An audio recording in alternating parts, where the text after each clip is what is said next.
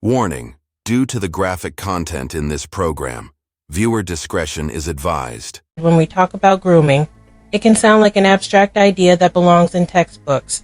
But in the case of Kellie Whiteside, grooming was a living, breathing pattern of control carried out in front of families, schools, and even police. It was not tucked away in the shadows, it was hidden in plain sight. This is the story of a teacher who abused her position, a child who endured years of silence, and a system that had every chance to intervene but failed. Aaliyah was only a child when Kellie came into her life. On the surface, Kellie seemed like the kind of teacher every parent wants for their kid.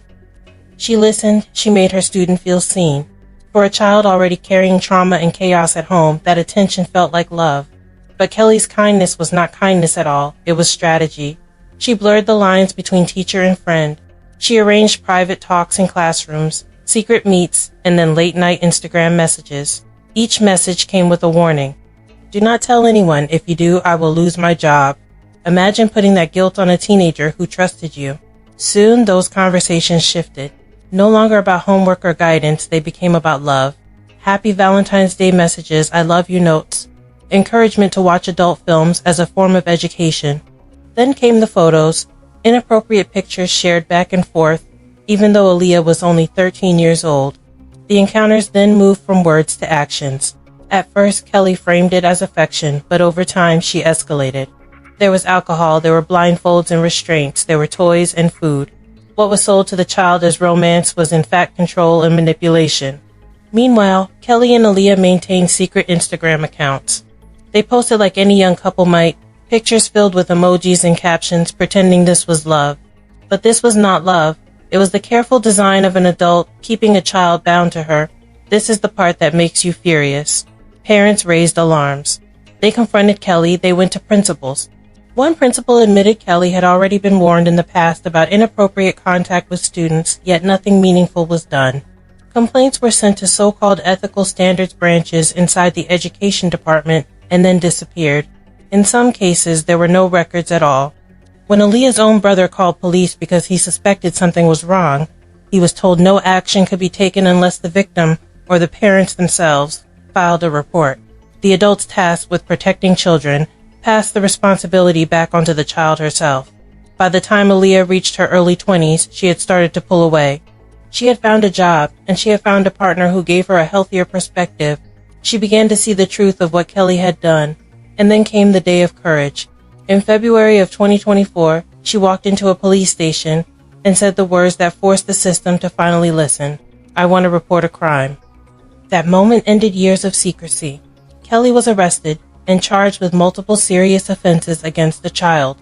In court, prosecutors laid out the details. The grooming, the social media messages, the secret accounts. The escalation from emotional manipulation to physical encounters. Kellie eventually pled guilty to maintaining an inappropriate relationship with a minor, a charge carrying a maximum of 20 years. The judge called her actions an outrageous breach of trust. The defense tried to explain it away. They spoke of a failed marriage and mental health struggles, but none of that erased the impact on the victim. In the courtroom, Aaliyah stood, shaking, paper in hand, voice trembling but determined. She spoke of stolen years and betrayal that cut to the core. The testimony silenced the room. In the end, Kellie was sentenced to 5 years in prison with the possibility of parole after just 2. For more than a decade of wrongdoing, she could serve only 2 years. The aftermath of grooming is not clean. Aaliyah admitted she still remembers the good times. Trips they took together, laughter that felt real, moments she thought were love. That is the cruelty of grooming. It twists memories. It makes victims question their reality. Even as they reclaim their voice, the confusion lingers. And what about the schools, the principals, the police who had warnings in their hands? None of them faced charges. None of them have been held publicly accountable. They moved on as if their silence did not play a role. This case forces us to ask hard questions. Why were repeated complaints ignored? How much did gender bias influence the way people viewed this relationship? Would a male teacher have been allowed to continue after years of whispers and warnings? Or was it easier for people to dismiss because the predator was a woman? The lesson is clear. Survivors cannot be the only defense against predators. When a child or a parent says something is wrong, the response should not be silence. It should not be lost paperwork. It should be action. Kellie Whiteside's secret lasted as long as it did because people chose not to see what was in front of them. It ended only because one survivor found the strength to step forward again and again until someone finally listened. If this story makes you think about how many other secrets are still hiding in plain sight, do not just scroll away. Share this story, leave your thoughts, and subscribe, so more truths like this one cannot be buried.